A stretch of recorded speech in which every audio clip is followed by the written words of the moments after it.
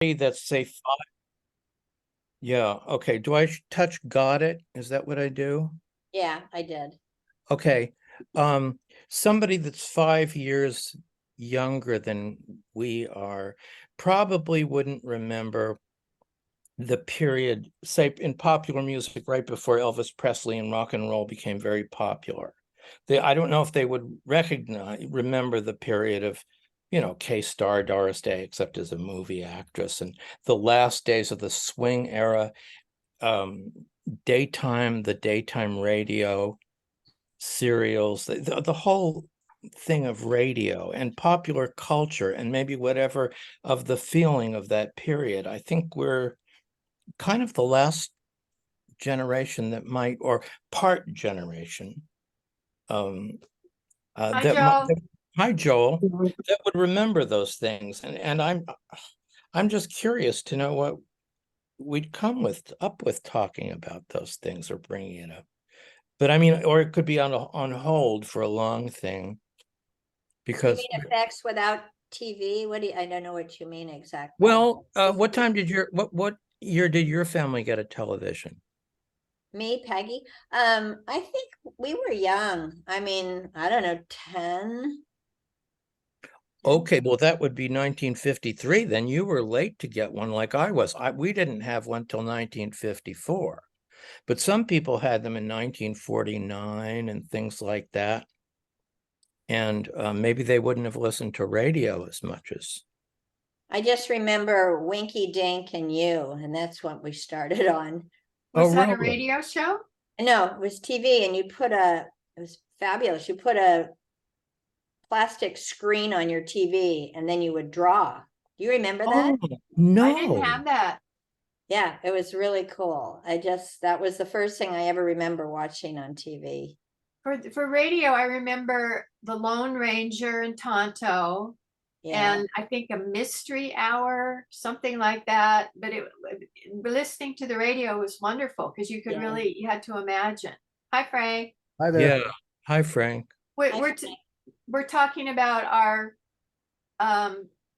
early media use. Joel, do you remember when your family got a TV? I was about 6 years old, so it would have been around 1949. So you were one of the earlier. Yeah. Was And that around when was 49 sort of the big year for when it wasn't in 48 or 47? I don't really know because we We didn't were the have. last ones on our block. I was the last on my No, I block. was. Yeah, I was 54. We didn't have one until 54. I don't think we had one much before that. we were one of the last. I remember the Disney Hour every Sunday. Oh yeah, yeah. Disney. That was 54. At 54 it started. That's what we started with. Yeah. I started with I Time for remember Beanie. Time for Beanie, Time yeah. for Beanie. Oh, yeah. Followed by Space Patrol. Yes, Oh, that's that was right. great. I love that. 6:45 was Space Patrol, 6:30 was Beanie. Flash Yeah. Gordon. Flash Rama Gordon. the Jungle, Yeah. Willie the Wolf. I didn't have all these things. I was I remember cultured Kathy. right. Is Kathy coming tonight? She's probably traveling. The woman is gallivanting around the world. Yeah, I Hi, think Joel. she's gone. Is she still in Vail?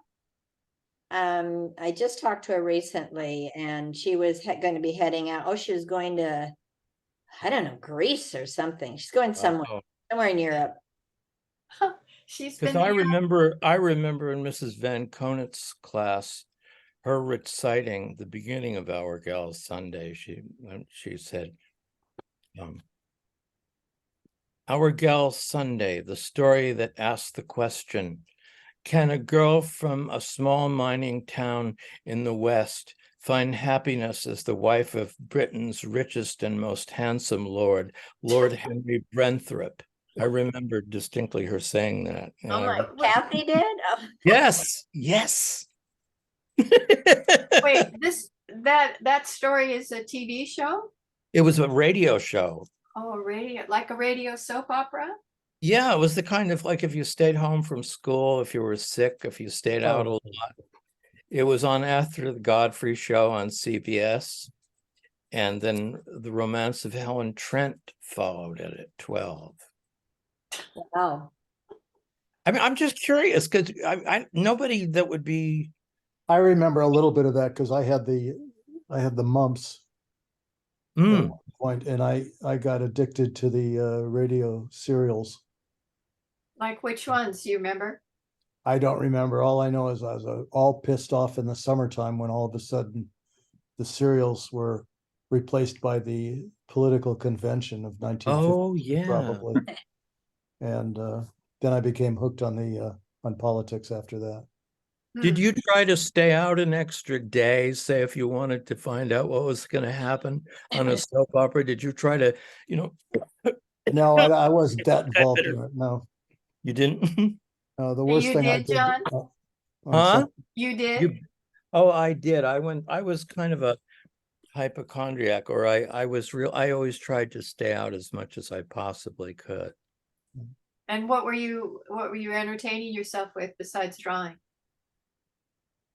Well, listening to the radio serials and finding out what was going to happen the next day.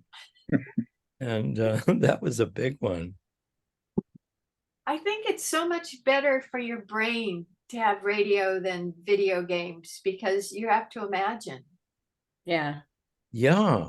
And it's exciting. Dun, dun, dun, the Lone Ranger, Tonto, what? Jack Yeah. Benny at 4 o'clock on Sundays. Oh yeah, Benny. Oh. I love to hear the reading of the Sunday funnies. Oh, that too. Yes. Yeah. That was great fun. But what was the guy, the former mayor of New York? LaGuardia. LaGuardia, LaGuardia. yeah. Yeah, he did it. I don't think we would have heard him, would we? When did he go out of office? I don't know, before our time, I think. Yeah. Hmm. But then the other was listening to the Hollywood All-Stars Oh, the baseball? baseball with Mark Scott, Hmm. and the manager was Bobby Bragan. Was that the same time as the Angels when they were the At Wrigley Field. So, John, how do you think that growing up with radio and then late introduction to TV when we were in, like, I don't know, fourth grade or something, how do you think that influenced us? Oh, I don't know. I wouldn't know because I was just with radio unless we went to this woman's house next door on Saturdays and watched Jackie Gleason. But the biggest event for me was in 1957 when the major studios released their backlog of old movies. Hmm. That changed my life. Oh, Wow, wow. yeah. How? Yeah. Joel's nodding. No, Joel, I'm sure went through the same thing. It became the basis of like I stopped caring so much. Like I have a scrapbook I could show people that I kept all the movie ads that came out in 1956 in Los Angeles. Oh, But then when they started with the older movies in 57, well, I just lived in that world then. I mean, I could watch 8 movies a day on a Saturday, as well as going to the Bruin in the Village. And I wanted to be Lon Chaney when I grew up. I thought old movies were going to come back. And I thought I had a head start on everybody because like Fred Marks, I went to Max Factor and got a Max Factor makeup kit. And I, nose putties and collodion to make scars, and I'd act out these things.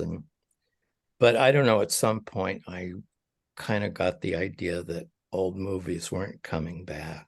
You never did any acting or plays at school? In high school I did. Junior high school also.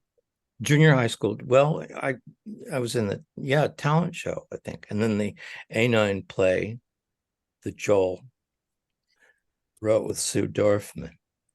Right. I remember I was in a play in the 8th grade at Emerson Junior, and the teacher gently told me I could not wear those big puffy petticoats, the starch petticoats, because you could see my legs, and I was so committed to, I did not want to give up my starched petticoats, but I'm sure she prevailed. Do you remember those skirts? Oh, yeah, I loved them. Poodle I don't skirts? know Really how we liked them sat all. down in little desks.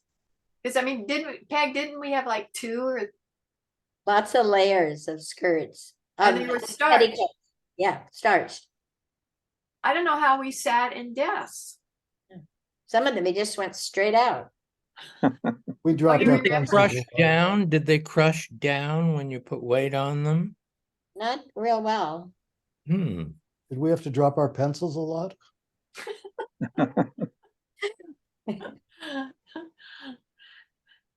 And I I remember I was in remember Glee Club.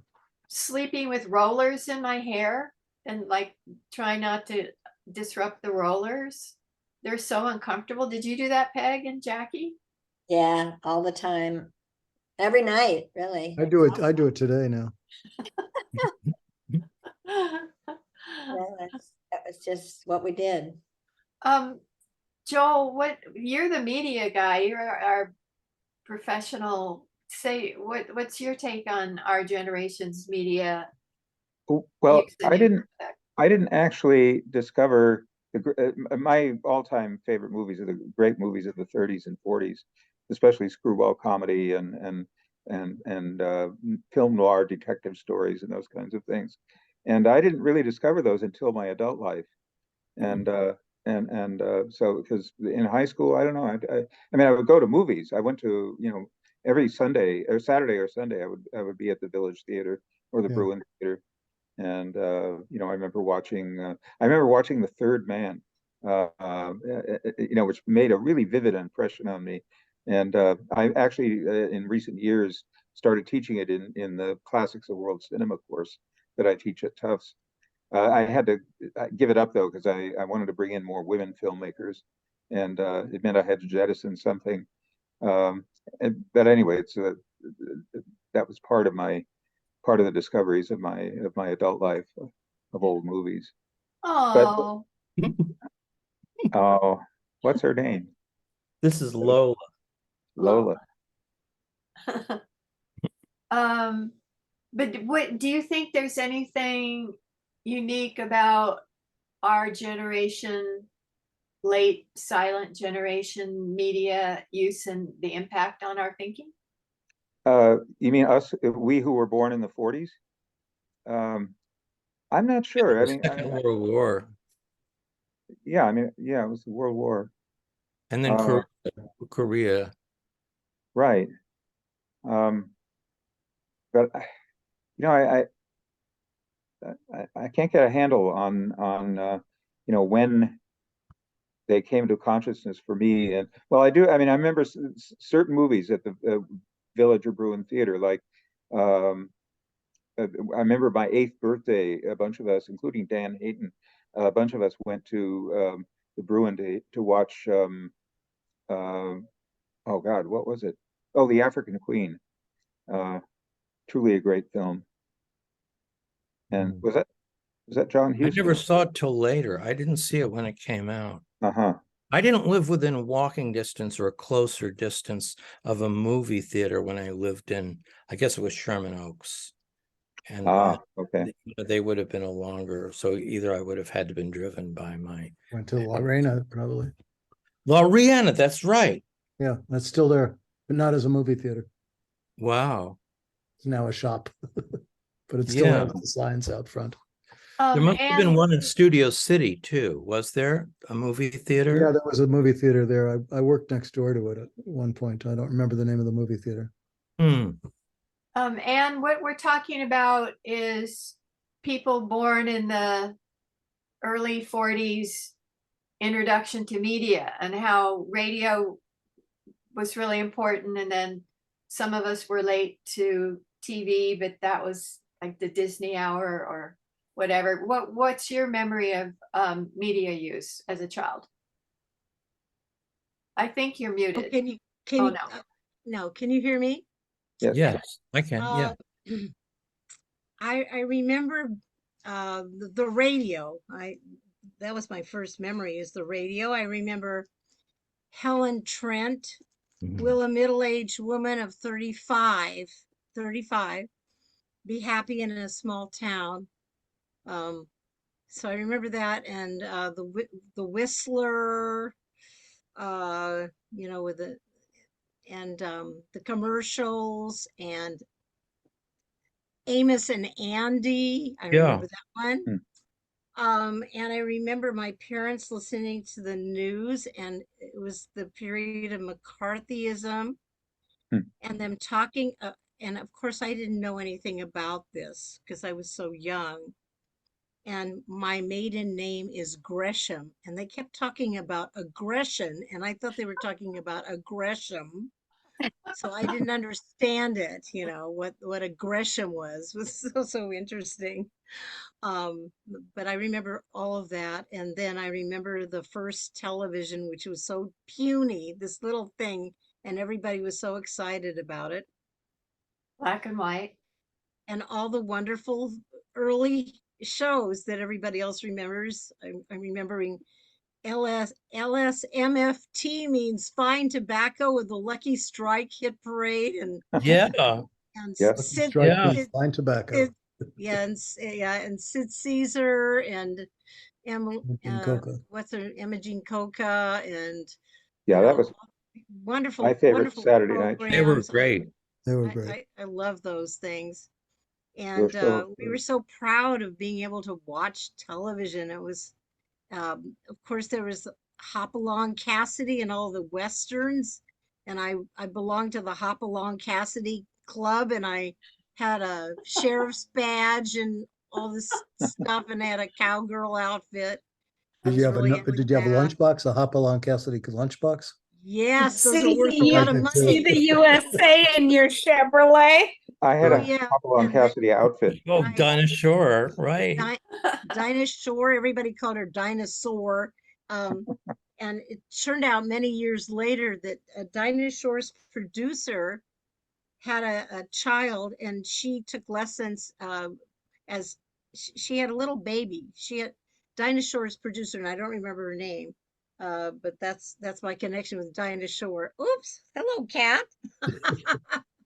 um, Cat's tail. That's Yes, Lola. cat's tail. And I just remember, her going the wah and all that. But um, it was Dinah Shore's producer that convinced me that I should teach little babies, because Dinah Shore's producer had a little baby, and she says there's no music classes for little babies. So years ago, I started a class called Baby's First Music Oh, Class really? No. for little ones to just enjoy music, and to teach parents how to teach music to kids.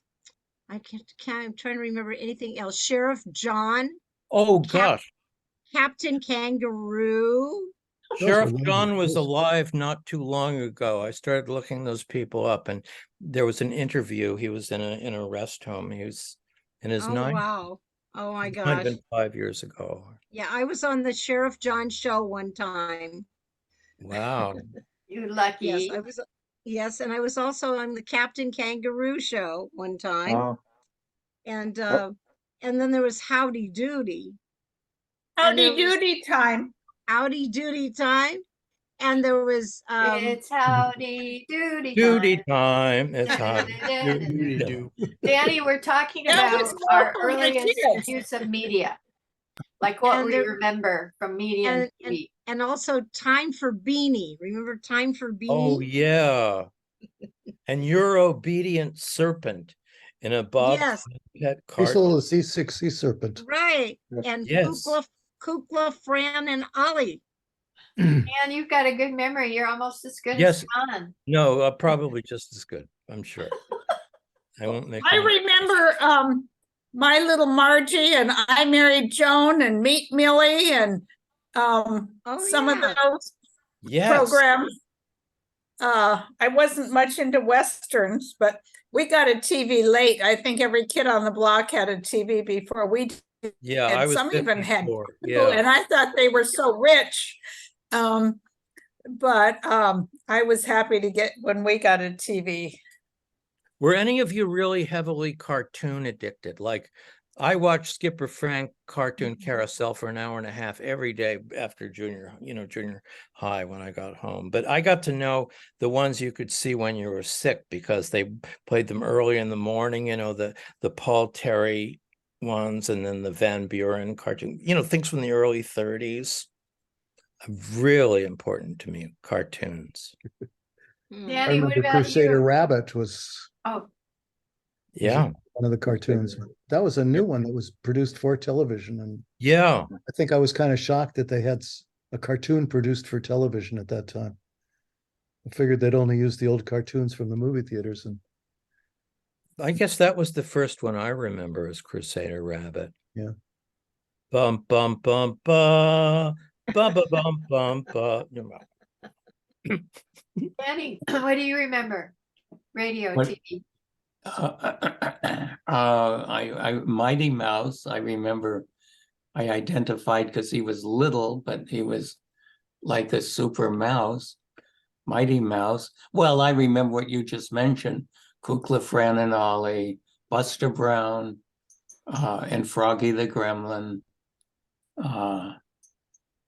Yeah, I remember. I don't remember. And the only thing I remember is Disney on TV was Disney World or Disneyland or Wild Disney World Hour. of Walt Disney, the Wild World of Disney, or something like Yeah, that. on Sunday nights, Yeah, right? that's where he Mickey Mouse- promoted Disneyland Mouse too. Club. Yeah. Mickey Mouse Club. When did that start? And that- Mickey Mouse Club. That was later. Yeah, I think that was later. I don't It remember. was by 55, I think. Because I know by the A7 it was on. Annette Funicello and Jimmy, whatever his name was, who was the head of it, and Jimmy who were the Dodd. guy- yeah, and who are the two guys? Skip and Marty. Remember Skip and Oh, Marty? yeah. Yeah. Yeah. Yeah. One of the girls that was on that, Judy Spiegelman, went to uni, I know. Oh, Judy Harriet was her stage name. I don't know what happened after about the high school period. He was a Musketeer? Yeah. Because we knew a Musketeer. Ronnie Fine, his girlfriend, was Eileen Diamond. She was a Musketeer. He was really interested in Judy Spiegelman too. Started Uh-huh. in 1955, according to 55 to 96. Wow, that is a long time. Yeah. Joel, how is your book doing? Did you figure out a way to make the length work with your publisher? Yeah, I did. I submitted the basic manuscript, the reformatted manuscript, about a month ago now already. And what's the next step? Well, she's farming it out to Reviewers. peer reviewers, so I'll get their feedback. I am actually not in a hurry for getting it back because I have got so much to do for teaching that I'm not going to have time to work on it beyond a certain point. But we'll see. I don't know. It's making progress of a sort. How's your new crop of students?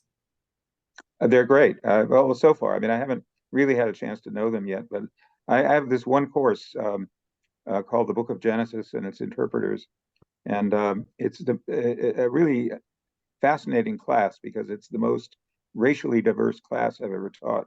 I've got 4 students from Africa, 2 or 3 from China, and 1 or 2 Jews in there somewhere. And so it's a very nicely mixed group, and a large part of it was trying to work through people's accents because I often could not understand the English, but somehow we got through a 2-hour session, 2.5-hour session, and all of us, I think, really enjoyed the discussion. I'm hoping that will continue that way. Joel, how many classes do you teach every semester? Just 2. That's my small class, and then I teach a slightly larger class of 15 students now for classics of world cinema. And I don't where do know, you teach? where do I where do teach? you- At Tufts University. Oh, wow. Um, So you live in Massachusetts. yeah, I live in Watertown, Mass. Massachusetts, and commute about 4 miles to work every day, That's a tough commute. 3 days a week. That's a tough commute. Do you ride your bike, Joel? No, I drive my Toyota Corolla. Oh. But Danny, how's your hip? Oh, good, thank you. Good. I graduated from the walker to a cane. Oh, good. oh, So, that's good. oh, in fact, I saw the surgeon today. But the one thing I have to accept is that, see, it sounds crazy, but on the same right hip, I've had 3 prior hip replacements. So in all Wow. 3, well, one was a defective prosthesis, and I always followed the protocol. I did everything, you know. But so, and it was just bad luck, according to the surgeon. But anyway, but all of those, I didn't have to go to a nursing facility for over a month like this time. And so I just have to accept now I'm 80 and it's taking me a long time to recover. And it was a revision.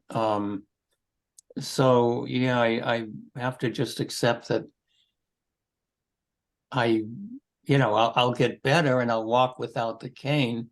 But I just have to realize I can't do what I used to do physically because I was very athletic and now I just can't do the things I used to do. So anyway, that's what maybe you could turn this group at some point into a gerontological a group therapy to accept aging and decrepitude. No, Frank, you don't want to be in a group like that. My mind tells me I'm in my 40s, maybe. Yeah, Yeah, well, me Somehow it too. doesn't connect to the rest of my body. Yeah. except my yeah, but- legs aren't. My legs are not. No, my legs are not either. Dan, do you have a 4-prong cane or No, just they told me all the physical therapists at that nursing facility say don't get a 4-prong. I don't know why. They just said get, just the one regular cane. My doctor told me to get one, so I'm expecting it in the mail tomorrow from Amazon. I mean, I have a lot of trouble. First place, one is ice, that I have to deal with ice going to my mailbox in the winter. The other is walking in New York City. When I do it, I really feel very old. Yeah, and I've vulnerable. You could very get vulnerable. I've stopped knocked over. subways. Have you had a hip replacement, John? No, I've never had an operation like that. Oh, But John, even though this looks terrible, if you used a walker, because I noticed at the airport that it's a big difference between using a cane versus using a walker. A walker, people stay away from you and they give you space. But a cane, I felt more vulnerable to being knocked over accidentally. Oh, and the other thing a friend of mine did, he got that the yellow tape police put up, crime scene caution, and he wrapped that around his leg when he when he had a hip replacement. I didn't go that far, but I did. I mean, here, I'll just blurt it out because my mother can't hear this or my sister. But now my mother's 103 and a half. Wow. And she's doing real well, better than I am in lots of ways. But when she was in her 90s, I would not yell at her, but Mom, you've got to use a cane. You have to use a cane. And she'd say, no, someone will look at me and think I'm old. And then, she was like 95. Then she's 98. And I say, Mom, you've got to use a walker. And then I just get angry and, how vain. Are you nuts? You're 98. People are, But now I see I'm vain. I want to wear a shirt. This is just temporary. I had a hip replacement. You know what I mean? Because people who don't know me, I'm just an older guy with a walker or a cane. And then, so it made me feel much more compassion for her and also embarrassed that I'm that vain, that I'm, but supposedly I will walk fairly normally again. But I just thought I'd share that horrible news. Oh, gosh. 103. Wow, that's terrific. That is amazing. What does she say her secret is of longevity? Oh, well, she does say this, Gay. She says my attitude is gratitude a lot. She's great. She has a good attitude. She's grateful for everything she has and sees the bottle as half full and all that. Which that part I want to emulate, because I've always been unhappy and miserable that it's always half empty, and focus on the wrong things. Like like what I didn't get or don't have instead of everything I do. Is her religion supportive of her?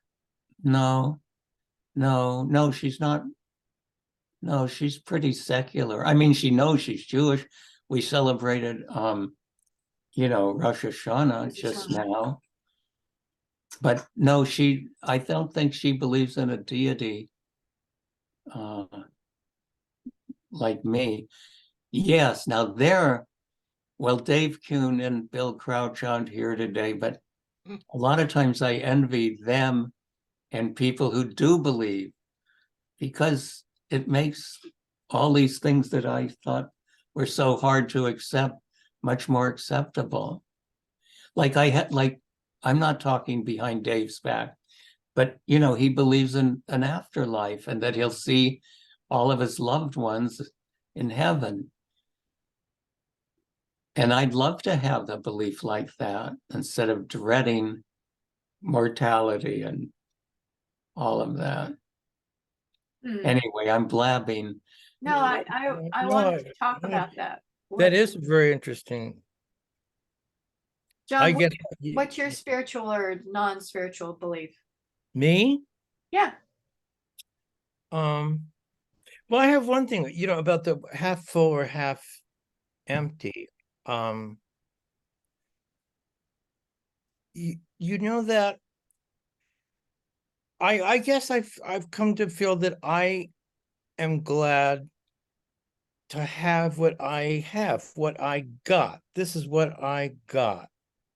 You remember a thing I think about is in the movie Ron, the Kurosawa movie Ron, and there's a blind flute player, and he's poor. He said, but my father gave me this gift, of the flute, and I guess I feel that way about painting. This is what I got. And I know a lot of people would, always talk about, oh, I'm not fulfilled. I'm not just fulfilled every single moment. Being married to Harold, it just is not fulfilling to me. That kind of thing, from the me generation group therapies in the 70s and 80s. Aside from that, I guess I think the universe is God. Whatever it is, whatever the ultimate mystery that we're part of. And that sort of puts things in perspective. To me, it does. How does that affect your emotional state? Because you feel part of a meaningful whole? I just try to remember that sort of thing. I don't know. I mean, I don't know. I used to be very afraid of death when I was little. I mean, I called my mother in, and asked about it, questions like what do you do down there? That kind of question. And I don't know, it was really, and my mother said, well, you know, some people are immortal. They're caught up with this. You know, wait a minute, what's that? You know, well, they don't die. Oh, well, I'll get in on that one. Then I was bargaining to see if my dog could get in on it. Did And you say how you become an immortal? I somehow translated it into making artwork.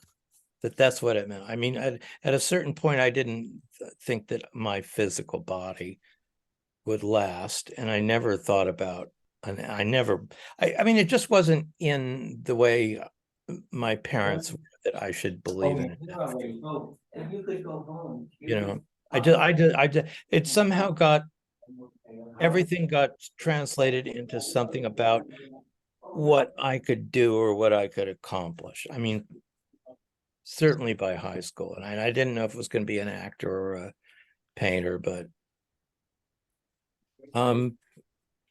I don't know. I look at the animals. I mean, I think about all of this stuff, you know, when people talk about an afterlife, well, do you believe that the tyrannosaurus goes to heaven? You know, do you believe the dog goes to heaven? No, only people go to heaven. I mean, do we really think we're on that kind of spiritual plane? That we're superior to these living things, these other living things, and they don't matter. Oh, they don't matter. You know, nobody uses my father. I don't like talking about him. Well, what the national parks? Well, nobody uses it. Nobody uses it. Nobody except backpackers and mammals.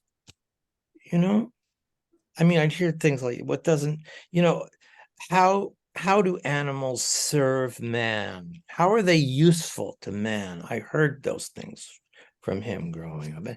And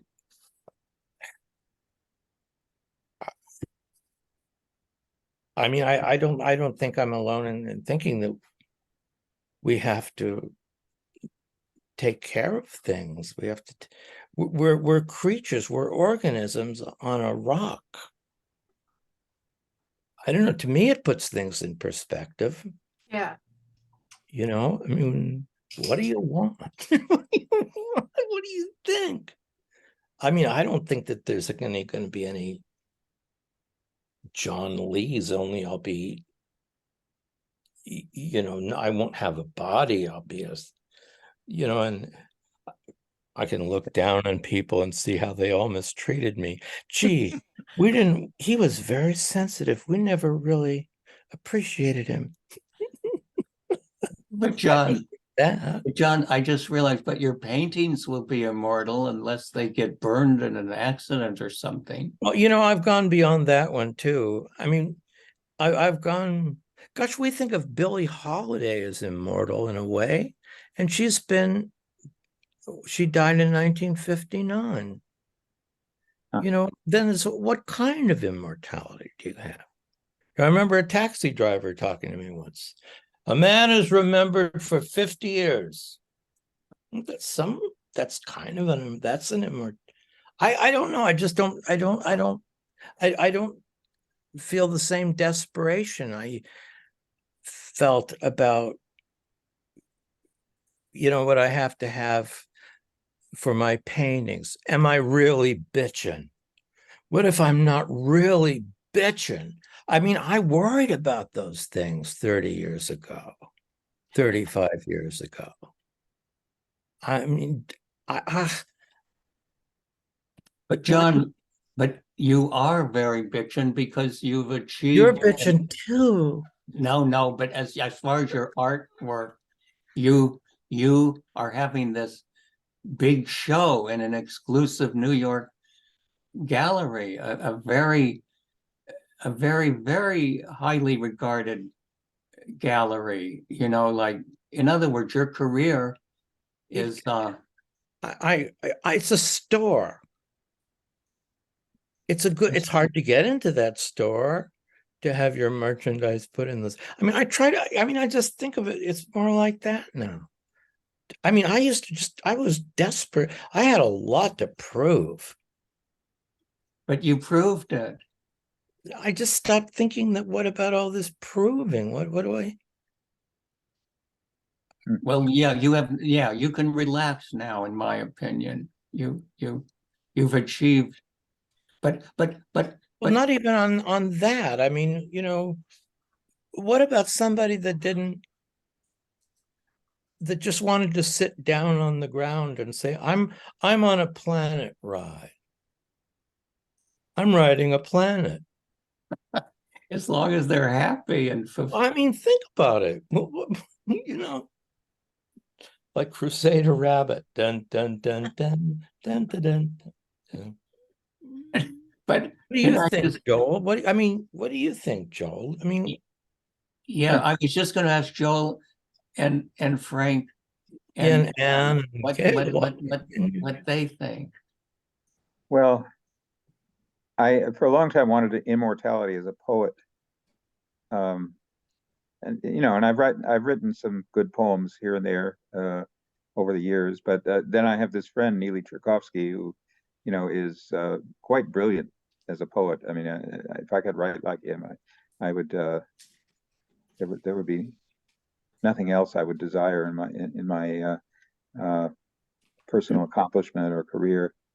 But I don't know. I mean, I like creating meaning for my students and getting their feedback, and I don't know, somehow that process has been very meaningful to me.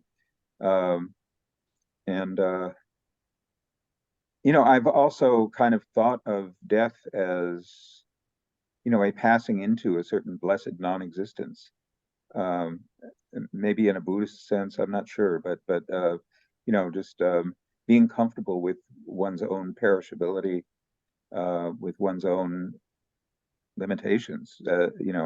I join at death. I join kind of a continuum of life, that sort of a steady stream of life that is, from perspective of eternity, is just a succession of many generations. And I was part of that. I was part of a generation that passed away, but it's somehow it's part of the continuum. And I don't know. I need to think about that more. What I would a have. rabbi say, Joel? What do rabbis say? Depends on the rabbi. I mean, But don't they say there's heaven and hell? some do, some don't. I don't know. I mean, the rabbis that I deeply respect are the ones who emphasize human universalism and the equality of people and societies and balance between human and nature, in a way that we have so forgotten, and our world has been so overcome by greed, that somehow any inroad we can make against that is a meaningful step.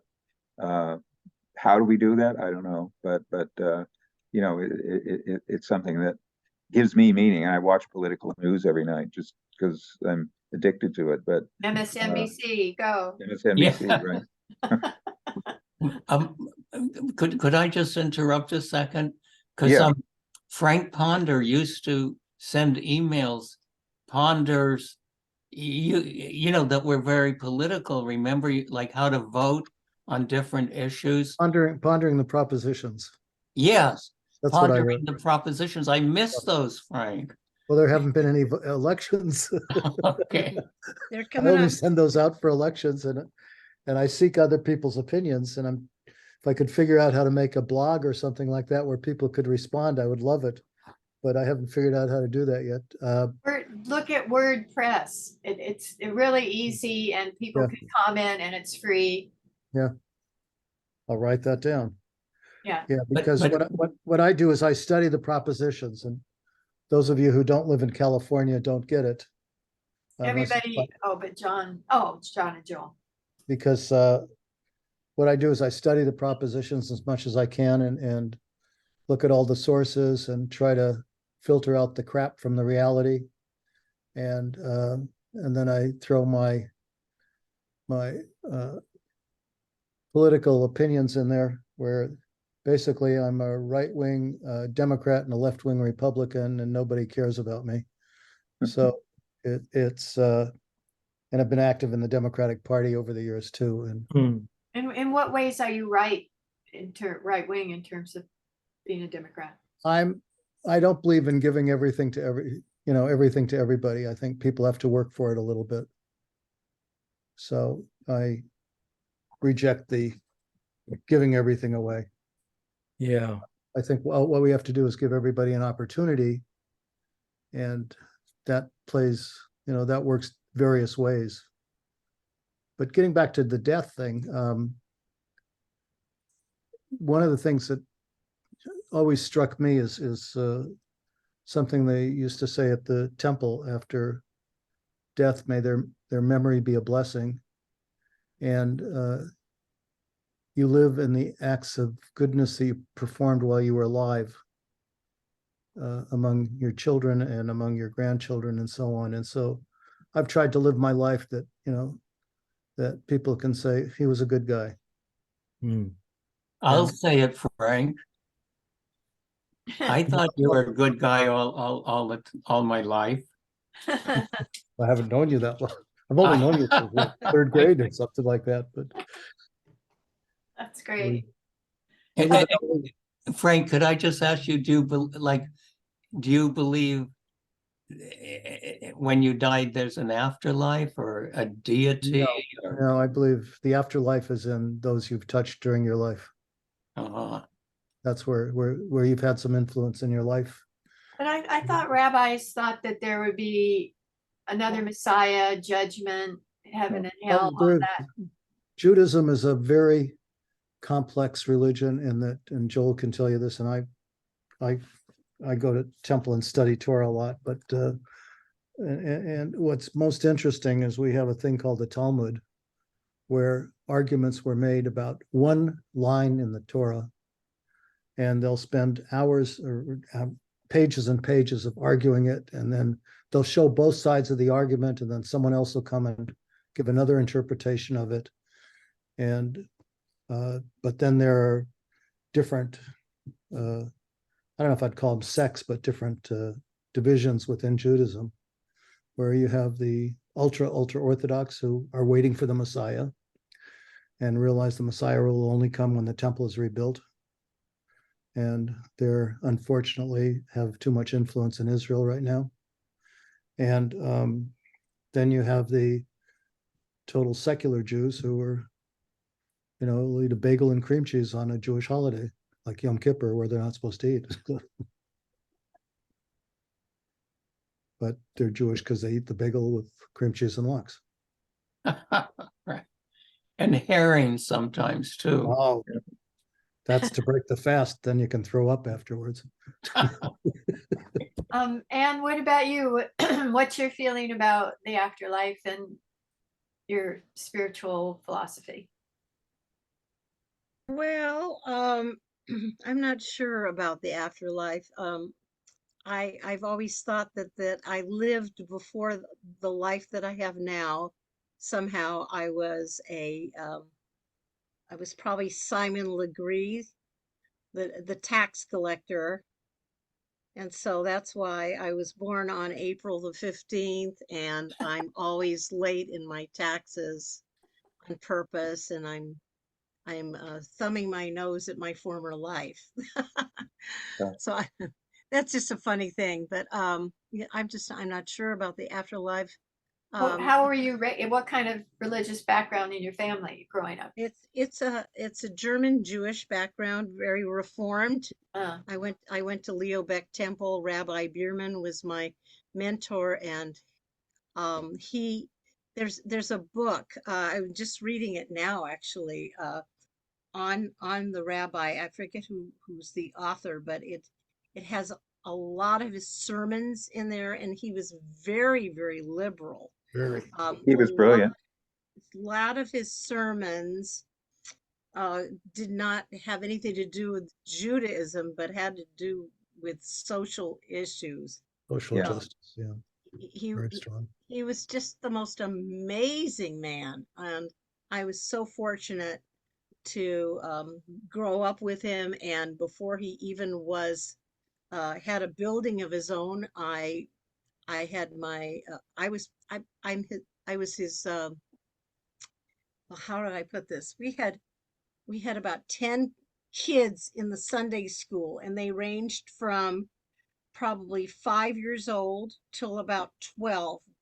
And we met in a chapel, a Christian Episcopal chapel, and they on a Sunday.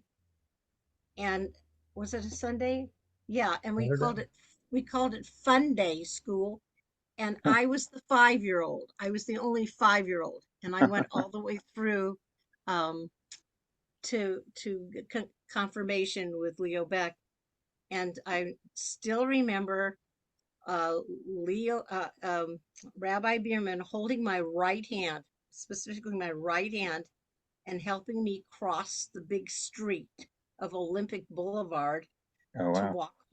walk home by myself at 5. I walked home a whole block at the age of 5 because it was okay to do that then. And I still remember him holding my hand. That's Um, good. yes, and I was married by him, and he was wonderful. But anyway, um, I taught so at that's Leo my, Beck Temple. you I did. yeah, I taught at Leo Beck Temple in my days in rabbinical school, and I got close to Rabbi Bierman also. He and I once traveled together to and from New York to attend a meeting about the Jewish chaplaincy, and I was a conscientious objector, and it was a complicated story, but I Oh have my feel goodness. strong bonds with Leo Beck Temple. Yes, well, it's it's made a Used to big shop in my difference in store on how I. Saturdays. I don't It's think made a I big. could say I couldn't say I don't believe in God. And because after my heart attack in 2010, I was in some room right after. I don't know what it was for. It was an intermediary room between the operating room and intensive care. And I don't know what they did. I don't know if they put me in a heavy sedation, but I know I was standing, and I mean, I can't do it the way I did it, but oh God. And I mean, you can imagine a full voice, that would fill a theater. I must have at 20 times, oh God, oh God, so I would be a little hypocritical of me. I mean, when the chips were down, I mean, isn't that a prayer? That Yeah. is a prayer. There's a That is a lot of prayer. ways. There's a lot of ways we can pray. Um, I'm thinking. I wasn't quite finished saying some Oh, stuff I'm here. sorry. That's okay. Don't worry about it. Um, but I'm sorry. I read this somewhere recently that one of the big secrets to longevity and to feeling good about your whole life is that you make sure and have a purpose that makes sense to you. You know, purpose is really important because it gives yourself meaning. Even though maybe nobody else believes in you, at least you have a purpose. And my feeling about life is that we are here to evolve. We're part of the evolutionary force of life itself. And why are we here, and how are we evolving, and have we grown, have we evolved since we were young? Can you look back at yourself and say, yes, I've become this or that? I feel like I've given back um, to people. I'm thankful for life. I do have a purpose.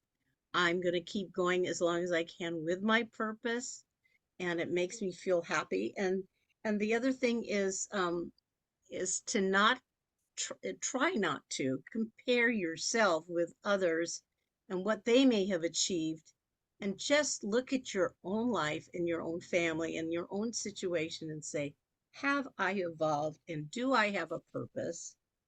And the more, you can't help but to compare, and I keep comparing myself with millions of people who are less advantaged than I am in life. I mean, oh my gosh, I was born in the United States of America. I was born in Syria, or whatever. You know, I don't have a flood in my backyard right now, and I have most of my family. I do have some tragedies. I've lived through a father that was murdered, which I haven't talked to you guys about. I mean, that was huge, and I've I've changed my life a whole bunch of times. I feel like I've had 9 lives, but the music in it and the teaching has been steady. And I guess that's all I wanted to say, is that it's important to continue having a purpose and meaning in your only your life.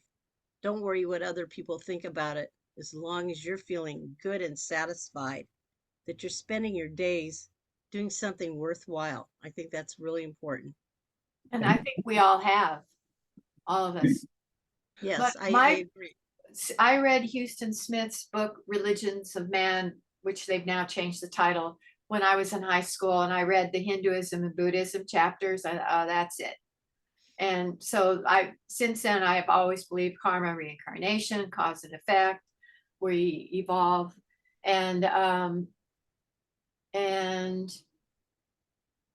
what else was I going to say? Oh, and then we were raised in the Church of Religious Science, which is new thought, positive thinking, other kids saying we are weak as Jesus is strong, and we saying we are strong as he is strong. So there was no sin, guilt, shame, blame, nothing. So we were raised in that. And we're almost to our end here. I just wanted to say as a footnote, I made my son go to the Church of Religious Science church and camp when he was a teenager.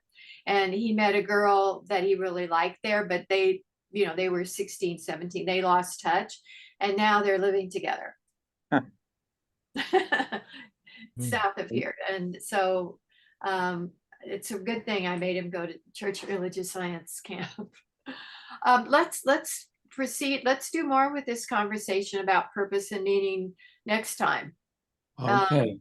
Yeah, it was yeah, that was profound. Okay, thanks to joining in, and we'll see you next month.